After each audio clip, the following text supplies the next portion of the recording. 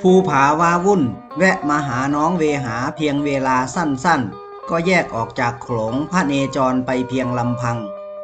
ภูผาฝึกแยกตัวออกจากโขลงมาพักใหญ่